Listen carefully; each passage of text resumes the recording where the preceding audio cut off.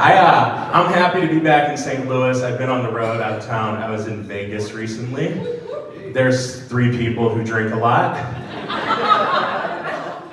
I like Vegas. In Missouri, sometimes people go, I don't go to Vegas, I go to Branson. It's the same thing. I'm like, fuck no, it isn't. Those are 2 different places. I've never gone to Vegas to see a nativity scene. At least not one you can show in Branson. I think the nativity scene I saw in Vegas, you'd get arrested for if you did it in Branson. I like Vegas a lot. It's a fun city. It's not good for me. Like, it is bad. I show up, I'm just a nice Midwestern boy, these chubby cheeks and dimples, these cheekbones, this pleasant demeanor. I'm checking into my hotel. Everybody's just bagging on the person checking them in for moving too slow. So I get up to the counter, I'm like, take your time. I'm not going anywhere. I'll lose just as much money if I start an hour from now. And that person is like, thank you for being so patient. I'm like, yeah, man, I'm from the Midwest. We are patient out there. And then 15 minutes later, I'm calling a cartoon pig a piece of shit. Because it won't explode no matter how many $5 bills I put in the slot machine.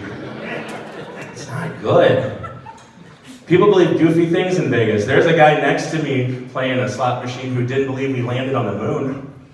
I know this because every 5 minutes he'd lean over and go, you know, we didn't land on the moon. I'm like, man, I'm just trying to make this pig explode.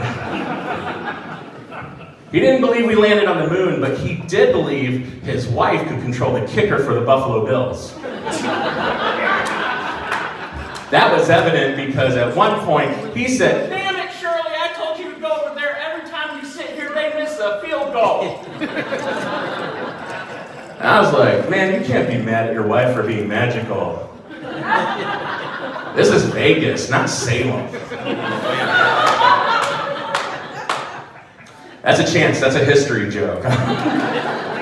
Usually people are like, it's Wednesday night, man, don't give me American history from the 1600s. That freaked me out because he called his wife Shirley, and she was only about 30. That's incongruous. Like, there aren't a lot of 30-year-old Shirleys out there. Like, if your name is Shirley, I expect one of 2 things. One, you're the lead singer of a 90s girl rock band, and that's cool. Or the other, you look like my grandma, a little blue-haired person, goes to bingo, has 9 different troll dolls that she takes with her. 2 bingo markers, one glow in the dark and one regular in case that runs out. And an air horn so you can take care of whichever bastard yells out bingo when they don't have bingo. Shirley. I like being home. I like St. Louis. I recently learned here, though, park rangers can write you speeding tickets. And not just in a park. Which, I don't agree with that.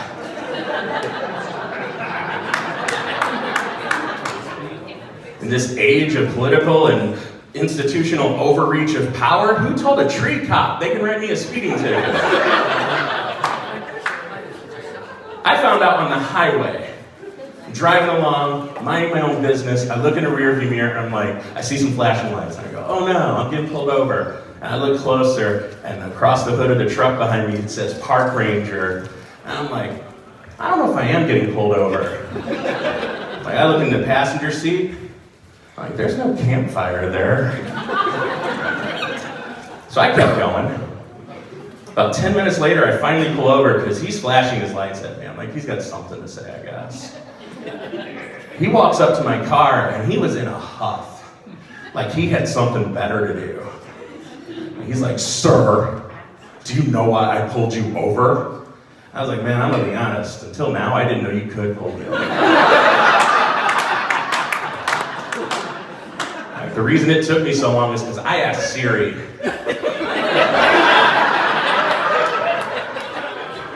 And she was like, I don't know, man, ask Alexa. You're laughing, he didn't. He's like, sir, I can assure you, park rangers are fully authorized agents of the law. We are basically police officers. I was like, hold up. No cop has ever had to tell me they're basically a cop. They just plant the drugs and move on.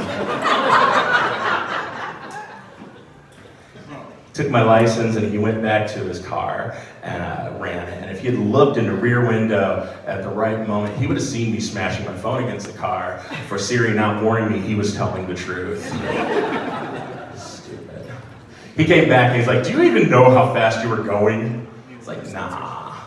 I don't look at my speedometer when I drive. I do what normal people do. I started a playlist. Whatever I'm listening to, that's how fast I go. If you don't want me speeding, you should put a sign on the road that doesn't have a number on it. It should just say, "You cannot listen to Slayer on this highway." After this happened, a friend of mine was like, "Chris, you don't actually talk to police officers this way, do you?" I was like, "No, I would never talk this way to a cop. This is a park ranger." Like, if you're worried about my safety, you gotta remember, this guy's badge number was Ranger Bob. He had those shorts on.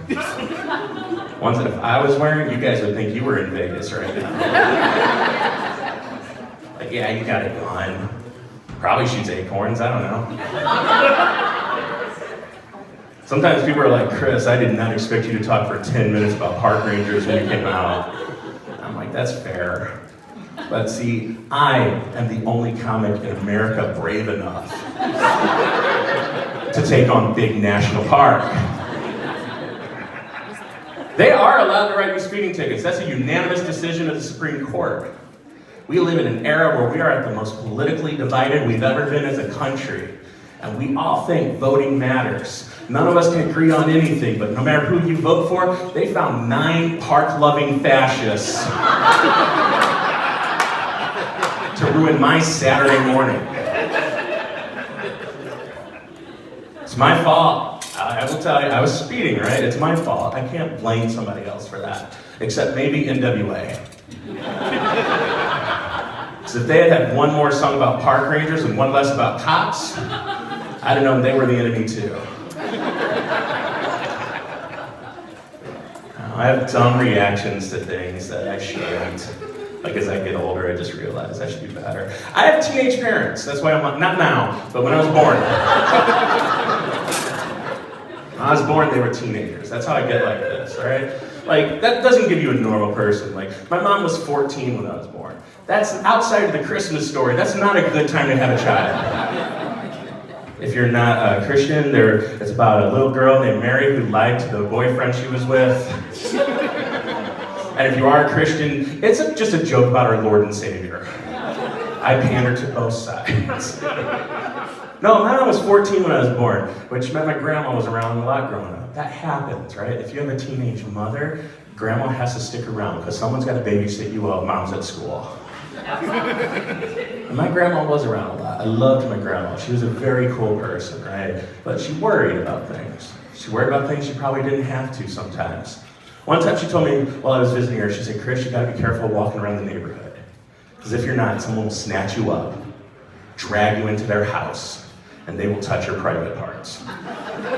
That was terrifying when I was 9. That's hard to explain to young people that used to happen, right? Like, I got a friend now, he has a kid. If you want to pick that kid up from school, there's a password to do it, right? Like, I don't know what the password is, but I know you don't get multiple attempts.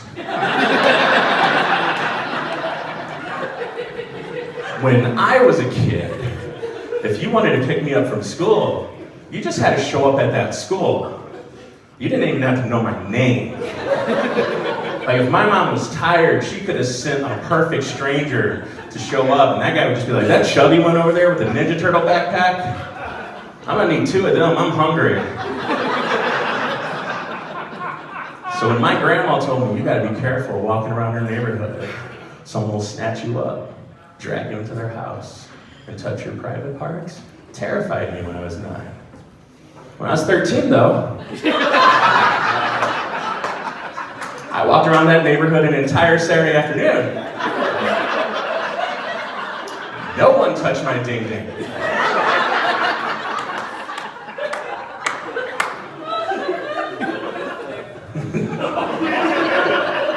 I don't know, but that's the last time I took dating advice from my grandma, I'll tell you that. I walked by the house next door like 4 times. At one point, I just yelled out, "I don't even know if my parents are coming home." And that woman closed the blinds on me, so it made me feel less cute.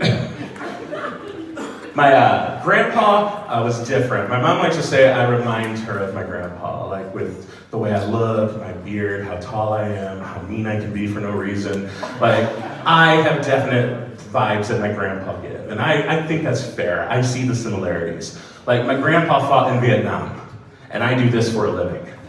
So we're both heroes. Like, I might be more of a hero, because he only had to deal with the VC and the Nixon administration, and I have to deal with Facebook people who don't like this next joke I'm gonna tell. So really, which of us? He did, he was in Vietnam. I also like Vietnamese food, so the similarities don't stop. If you've ever eaten Vietnamese food, you'll know that a lot of the restaurants, they have puns in the names of their restaurants or in the food they serve. And I always like to picture my grandpa walking into the dining room while I'm just sitting there at a table, reaching into a bag, that he's thinking of the worst thing he ever had happen to him or did, depending on who you voted for. And I'm just sitting there reaching into a bag that says, "Here today, Saigon tomorrow." And he would just sigh. And there's nothing but joy when you see someone who looks like you but way more dehydrated. Just sigh. He would be like, "Chris, how could you do that? How could you eat that in front of me knowing what I went through?" I was like, "Grandpa, whatever you went through was terrible. But have you ever had a spring roll?" Because it was worth it. He'd be like, "Chris, I have friends over there who haven't made it home yet. They haven't made it home." And I'd be like, "Well, when they do, could you have them bring me a banh mi? It's a sandwich, it's really good." People get offended at that joke, and rightfully so, probably. But I'd point out my grandpa would love that joke, and also, it's the plot of the movie Rambo 2. It is verbatim the plot of Rambo 2. There is this dude named Rambo 2. The government hires him to go to Vietnam, do some scoping of restaurants. He opens a food cart there. Happy guy. People always sit there wondering, like, I don't know if I should laugh. What was Rambo 2 actually about? That's fair. It's a 37-year-old movie. But there's always one person in the audience who's going, "There is no Rambo 2. There is First Blood. There is Rambo, First Blood Part 2. And then there is Rambo 3. And then there's always some nice, quiet woman sitting next to that guy going, "I wish this comic would stop talking about Rambo. Because now I'm going to have to hear about this and Elon Musk for the rest of this Tinder date. Not even going to buy your crypto." Oh no, it's stupid. I got panhandled recently coming out of a restaurant. Like, the correct response if you get panhandled is yes or no, but I'm not smart. So I'm coming out of a restaurant and I hear somebody yell out, "Hey man, loan me $3. I'm like, that doesn't sound like a loan. I have a master's in accounting that I owe $182,000 for. That's a loan. And like, even though I'm never paying it back, the government knows where to come if they want to try and collect. So if I want my $3 back, do I have to come back to this Panera next week?" So I said no. And he didn't like that, because he yelled back next, "Well, then you could just blow me." And I was like, I think the answer's still no. That's easy math, right? Like, if I won't loan you $3, you could just assume oral sex isn't on the table, right?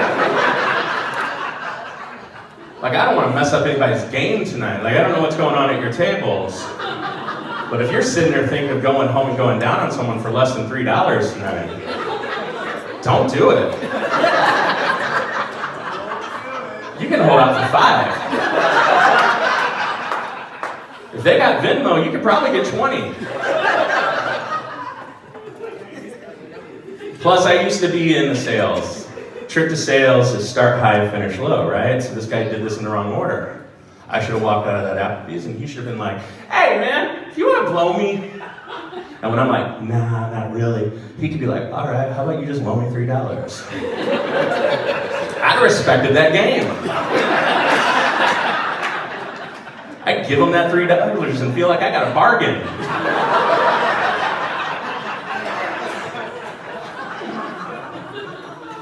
I'd tell my dad about that at Thanksgiving.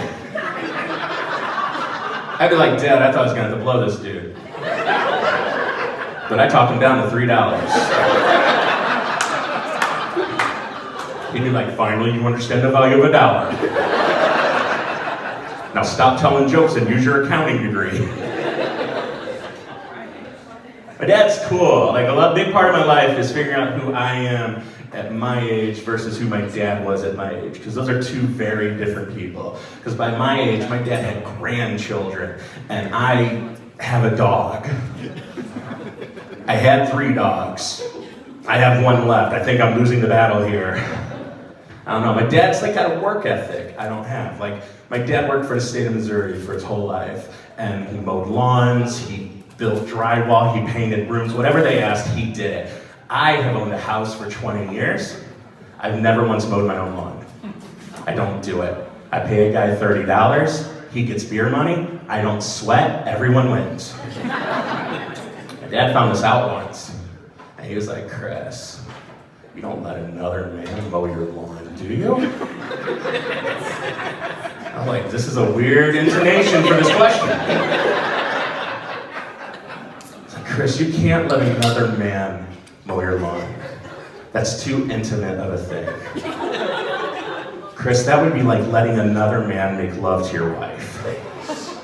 And I was like, no, it wouldn't be. Like, my lawnmower does not have that attachment. Like, I don't know what's in my dad's backyard, but the Briggs and Stratton Model 32 that I have in mine does not make you feel that good. Like, Chris, you wouldn't let another man make love to your wife, would you? I was like, Dad, if it was as much work as mowing a lawn? Yeah. But I love her enough to spend more than $30 on that. Love my dad. When I was a kid, right, like I was 17, my dad was only 34. That's a young dude. Those are 2 ages for men where we don't make the best decisions, especially not interpersonal ones. Like, we're both learning what it means to test boundaries in our house. And I came home at 6 in the morning once, and my dad's standing in the kitchen getting ready for work. And he's like, I told you you can't stay out all night. And I started saying, I'm 17 years old. If I want to stay out all night, And my dad put his hand on my chest. I was like, before you finish that sentence, you need to ask yourself if you can take me in a fight. I did not finish that sentence. You don't argue with a grounds worker once the word fight comes up. That was it, though. He's had some medical problems recently, right? And he was in a hospital, and I was visiting him, and like, I looked in. He survived, so this joke doesn't have a dark ending. If this joke was about one of my other dogs, you'd be different. Like, I'm visiting my dad, and he's there, laying in bed, asleep. He's got tubes coming out of him. He's got tubes going into him. And I look at this person who's been strong my whole life, who taught me what it means to be a man.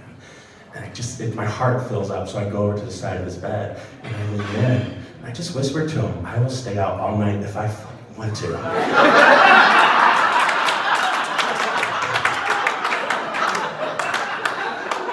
I mean, he's been awake for more than a month now. He hasn't done anything about it. So, I don't know. Let's see if I can say something controversial. This is Missouri. What controversial thing can I talk about? Here's the thing. I'm going to tell this next joke. I just want to very clearly state, I don't think bestiality should be legal. Like, you're going to take a message from this joke. I don't want it to be that. I don't think it should be legal. But I think if you do it with an apex predator, you should get a pass. Right? Like, if you guys are going home tonight and you meet a grizzly bear that you pick it off with really good, and you guys get along and you take that grizzly bear back to your apartment, you watch a little CSI, and then you go back in the bedroom and do what a bear and a human do when they love each other, that's between you and the bear. Because that bear would let you know if it didn't want to. Like, I'm pretty sure you can't sneak up and love a grizzly bear without it being okay with it. Bears have claws. Really sharp claws. I dated a girl with acrylic nails in high school. We were making out in a Corolla once. She nicked my neck. I bled for 2 weeks. I could imagine how much I would have bled if she had 800 pounds of torque behind those. So if you're out there like pitching eyes at a bear, congrats, that's yours. You guys didn't seem on board for that. It's cool. I wrote that joke and I tell it occasionally in different states, and sometimes I realize it's the animal that throws people off. Because some people aren't bear people, and I get that. So I wrote the joke again with a different animal. And I'm just gonna tell it. You guys are gonna pretend the last time didn't happen. That's gonna be a little fantasy we all indulge in, right? Here we go. Something controversial. This is Missouri. What can I say that's controversial from Missouri? Okay, look, the thing about this next joke is I'm gonna tell it, but I really wanna state up front, I don't think bestiality should be legal. Don't do it. But if you do it with an apex predator, I think you should get a pass. Like if you go home tonight and meet a bald eagle on your way home,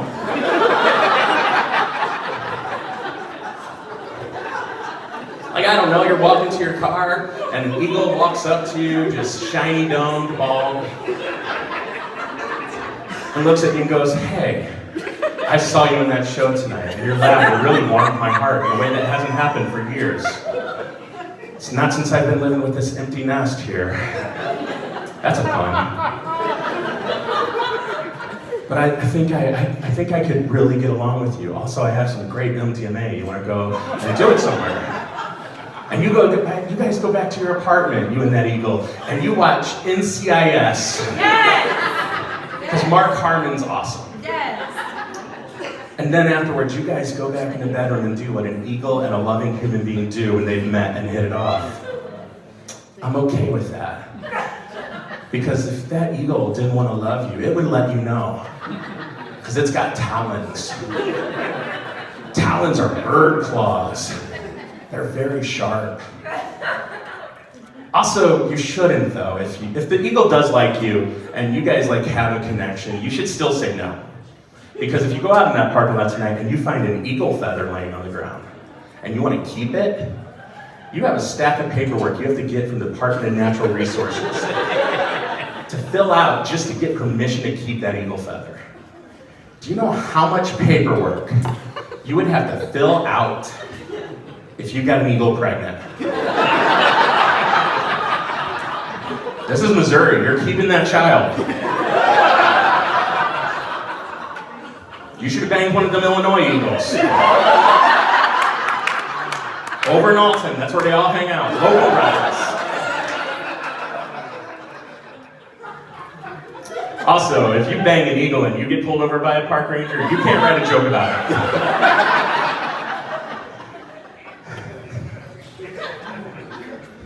Oh no, I like this. I'm a member of Gen X.